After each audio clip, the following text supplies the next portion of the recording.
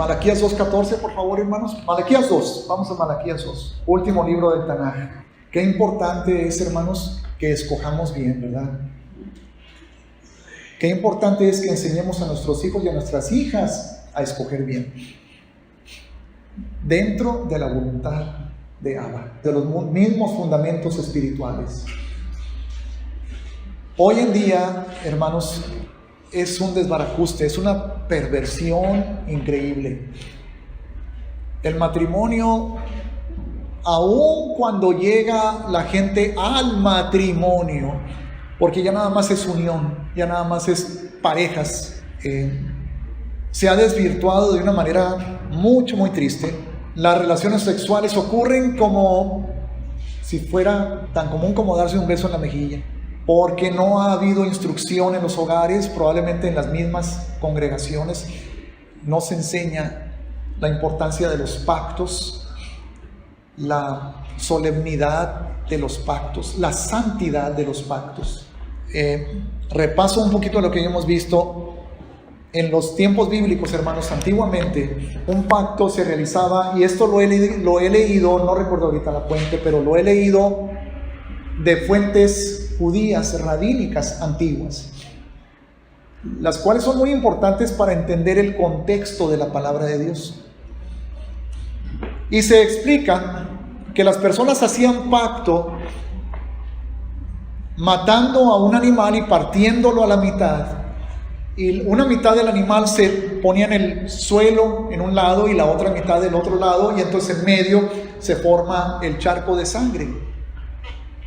Las personas que establecían pacto, vamos a decir un ejemplo, cuando un padre iba a pedir a una muchacha para su hijo, los papás salían de la casa, realizaban este ritual, los dos caminaban por arriba de la sangre, porque uno está prometiéndole al otro a su hijo para su hija, y el otro está prometiendo a su hija para su hijo. Ahí el hombre, el muchacho y la muchacha se están desposando, como sucedió con José y Miriam, quienes se convirtieron en los papás de Yeshua. Y entonces uno se dice al otro: si yo te fallo, si yo rompo mi pacto, si yo quebranto mi pacto, entonces tú tienes permiso de hacerme como a este animal. Así de solemne era la promesa. No voy a decirlo detalladamente porque ya hemos visto los versículos, hermanos, pertinentes. Solo lo voy a mencionar y lo podremos ver en otra sesión. El matrimonio es un pacto. La relación entre el hombre y la mujer, el matrimonio es un pacto, pero es un pacto que se sella en la relación sexual. Es en ese momento que se sella ese pacto. Y el mundo, sin saberlo, hermanos, como ya ven la relación sexual como un deporte, hacen en Estados Unidos se llaman las fiestas, las proms. Es como graduarse de prepa, yo no sé a qué será equivalente. Y ya los jóvenes ya saben que a eso van. Hacen sus spring breaks y ya saben que a eso van. No nada más en Estados Unidos, obviamente, en cualquier parte. Ya se enseña incluso a las niñas y a los niños que es un derecho. Es su cuerpo y ellos ahora tienen el derecho, se les enseña, son libres para hacer lo que les dé la gana con su cuerpo. Entonces, cada relación sexual es un pacto. Sin saberlo, están haciendo un pacto de esa misma solemnidad. Luego, pues como era nada más algo de diversión, al día siguiente o la semana siguiente vuelven a tener relaciones con otra persona y están quebrantando aquel pacto, y ahora están haciendo otro pacto, y al rato lo van a quebrantar, y luego otro, y luego otro, y luego otro. Entonces el quebrantar el pacto, hermanos, bíblicamente es autorización a la muerte para entrar. Adán y Eva quebrantaron su pacto con Yahweh, y como dice Romanos 5:12, por medio del pecado de un hombre entró la muerte a todos los hombres. Quebranta el pacto, viene la muerte. Si una persona viene al conocimiento de la palabra Si tú viniste al conocimiento de la palabra después de haber vivido algo similar, qué padre que recibes redención, justificación, perdón de pecados, pero es muy importante que esa persona se arrepienta específicamente del pecado sexual, porque estuvo haciendo y quebrantando pactos, haciendo y quebrantando, haciendo y quebrantando. Y el problema no es nada más que tú pecaste, y qué bueno que tú ya fuiste perdonado. El problema es tu descendencia. Qué maldición o maldiciones o ataduras, opresión espiritual, muerte están heredando a sus hijos y a sus nietos y a sus bisnietos. Es muy importante, hermanos, santificarnos en esa área. Asegurarnos, no nada más, ya el Señor ya me perdonó. Sí, pero específicamente hay que romper con eso. De una manera muy específica. Así como habrá otras cosas que también requieren esa liberación, esa redención, hermanos. Pero esa es una de ellas y es una de las más importantes.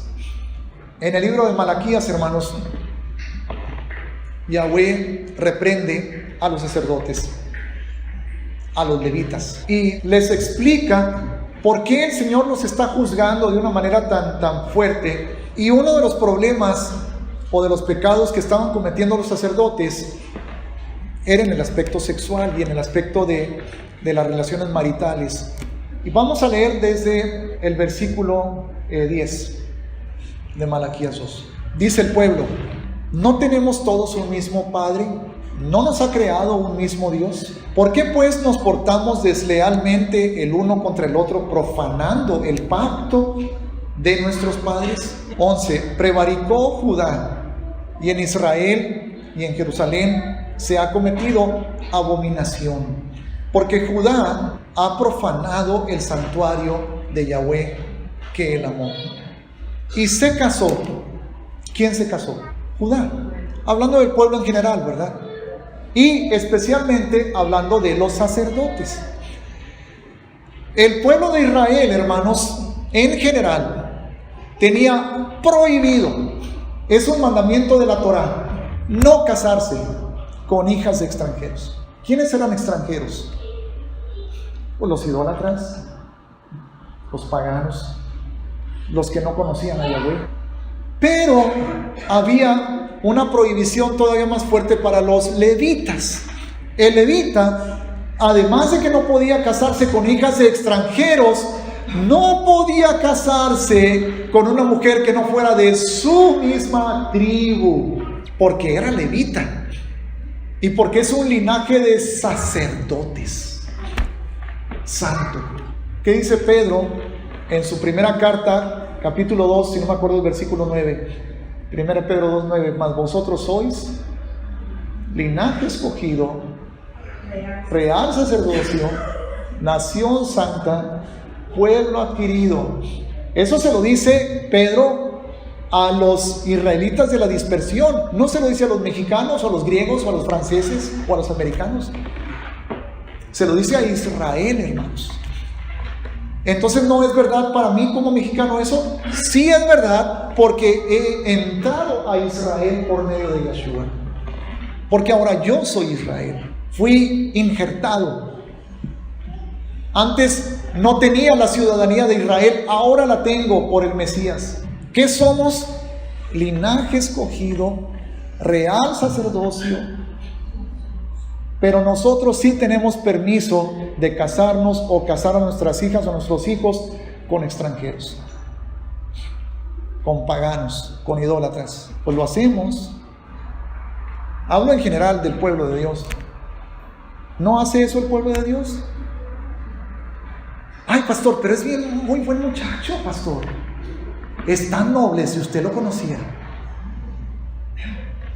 Me ha tocado, hermanos, tristemente, lo digo para mi propia pena, casar buenos muchachos con muchachas cristianas. ¿Dónde están ahorita? En el mundo mundial. Dice el versículo 11: porque Judá ha profanado el santuario de Yahweh que él amó y se casó Fíjense cómo lo pone ahí. Con inconversa, con hija de Dios extraño. ¿Con quién vas a casar a tu hija o a tu hijo cuando sea más grande? No es, olvídate de si es hija de la familia Martínez o la familia Jiménez o la familia Pérez. Muy buenas familias, hermano. De lo mejor de la sociedad nigropetense. Si no conoce a Yahshua, si no honran a Yahweh, si no están comprometidas con la palabra de Dios. Esa es otra manera de llamarle más cruda, pero es la verdad. Es una hija, es un hijo de un Dios extraño. ¿Cómo se llama ese Dios? Tendrá diferentes nombres, pero al final de cuentas es el mismo. ¿Recuerdan cuando veíamos la cuestión del prójimo? ¿Quién es el prójimo? Que hemos pensado que es cualquier persona, cuando que la palabra lo define como alguien cercano, alguien que tiene pacto contigo. Y el que no es tu prójimo, entonces, ¿qué es? ¿Se acuerdan lo que dijimos? El que no es conmigo, dijo Yahshua, es contra mí. El que conmigo no recoge, desparrama. O estás a favor o estás en contra. El que busca amistad con el mundo se constituye en enemigo de Dios. ¿Eso vas a hacer? ¿Casar a tu hija o tu hijo con el enemigo? Está aquí muy tremendo eso. Y yo no soy quien para estar ahí vigilando o prohibiendo o supervisando, pero tengo que decir la verdad. La misericordia de Dios ha sido tan grande y hermosa, de manera que ¿cuántos de ustedes pueden decir, yo me casé inconverso y ahora estoy en... Sí, gloria a Dios por ello, porque así es su gracia, así es su misericordia, pero su mandamiento es su mandamiento. ¿Y a qué estás arriesgando a tu hija? ¿Cuántos casos hay de matrimonios que han logrado superar esa etapa de la mundanalidad y han venido a consagrarse al Señor? Pues sí, pero en comparación con esa cantidad, ¿cuántos hay en los cuales, en lugar de que ella lo cambiara y lo trajera al camino del Señor, ya pasaron 10, 15, 20 años y él sigue en el pecado y en el mundo y ella luchando y sufriendo? ¿Eso quieres para tu hijo? ¿Eso quieres para tu hija? Como la Biblia le llama, hermanos, si alguien me preguntaba a mí qué pasaje bíblico podía yo utilizar para entender que no debemos de casarnos con alguien que no esté en el mismo camino, yo hubiera dicho, y lo sigo diciendo, 2 Corintios 6:14, donde dice, no os unáis en yugo desigual con los incrédulos. Pero saben que ese pasaje, aunque se aplica al matrimonio, no habla exclusivamente del matrimonio. Pero este pasaje de aquí, Malaquías 2:11, sí habla exclusivamente del matrimonio. El pecado de Judá fue que se casó con hija de Dios extraño. La paga del pecado es muerte. La paga, la consecuencia del quebrantamiento del pacto, ¿qué es? Muerte. Lo platicábamos hoy en la mañana. Ahora entiendo por qué el judío celoso. Vi hace tiempo una película, no sé si alguien la recuerda, con Neil Diamond, un cantante judío del mundo, pero judío, o debo decir judío pero del mundo, ¿cómo digo? Pero bueno, hizo una película él que se llama The Jazz Singer, donde él es judío, hijo de una familia judía ortodoxa, pero por estar en el ambiente del mundo conoce a una mujer gentil con la cual se casa, y cuando se casa con esa muchacha, el papá se rasga las vestiduras, hace luto, grita, llora y lo declara muerto. Lo declara muerto. Ahora yo entiendo eso, como aunque no conozcan a Yahshua, pero es un pueblo celoso de la Torah. Y ven cómo se está uniendo ese hijo con una hija de otro Dios. Y ellos dicen, ¿cómo puedo seguir considerando a mi hijo vivo? Está traicionando el pacto con Yahweh, está abandonando la Torah, está traicionando a su familia. Se rasga la vestidura en señal de que está muerto. Y señalaba el compadre Ramón, el pastor Ramón, también, así como cuando el hijo pródigo se fue. ¿Qué dijo el papá cuando regresó? Era muerto y ahora vive. Estaba muerto y ahora vive. Por eso hicieron fiesta, hermanos. Porque ese hijo que se va con las prostitutas y a cuidar marranos, estaba quebrantando el pacto también de la Torá, el pacto de santidad. Y ya entendimos que ese hijo era Israel, no nosotros. Ese hijo eran las 10 tribus perdidas de la casa de Israel, no nosotros. Nosotros no éramos hijos, hermano. Nosotros no éramos nada. Fuimos adoptados. Israel era hijo y se apartó. Y el hijo mayor, Judá, estaba enojado porque el padre tuvo misericordia de él y lo restauró. Judá decía, se debió haber quedado allá muerto para nosotros. Pero Yeshua vino a redimir, vino a restaurar. Pero ahora podemos entenderlo. Es algo serio.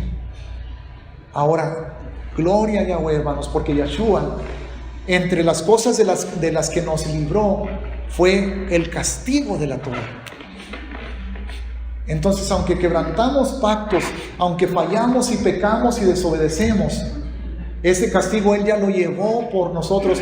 Pero eso no quiere decir que vamos a quebrantar la Torá a diestra y siniestra, hermanos. Otra vez lo digo, diestra y siniestra.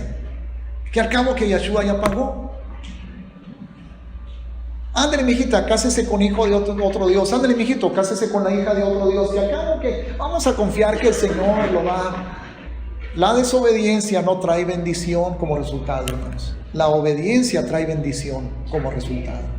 Y para terminar con esta sesión, en el versículo, seguimos en el 12. Yahweh cortará de las tiendas de Jacob al hombre que hiciere esto. A ver, al que hiciere, ¿qué cosa? Que case o se case con hija o con hijo de Dios ajeno. Al que vela y al que responde y al que ofrece ofrenda a Yahweh de los ejércitos. Y esta otra vez haréis cubrir el altar de Yahweh de lágrimas, de llanto y de clamor. Así que no miraré más a la ofrenda para aceptarla con gusto de vuestra mano. ¿Por qué? Porque están en desobediencia. Están violando el pacto. Mas diréis, ¿por qué? Porque Yahweh ha atestiguado entre ti y la mujer de tu juventud, contra la cual has sido desleal. Aquí ya habla de adulterio. Habla de infidelidad. Siendo ella tu compañera y la mujer de tu pacto. Entonces, ¿qué es el matrimonio, hermanos? Es un pacto. Y de acuerdo a lo que leemos en Efesios, el único pacto más solemne y maravilloso y perfecto que existe arriba del matrimonio es el de Yeshua con su iglesia. Entonces, vamos a seguir aprendiendo, vamos a seguir considerando y estudiando, hermanos, la manera o el diseño de Yahweh para el matrimonio, en amor, en autoridad, en obediencia, en respeto, en fidelidad.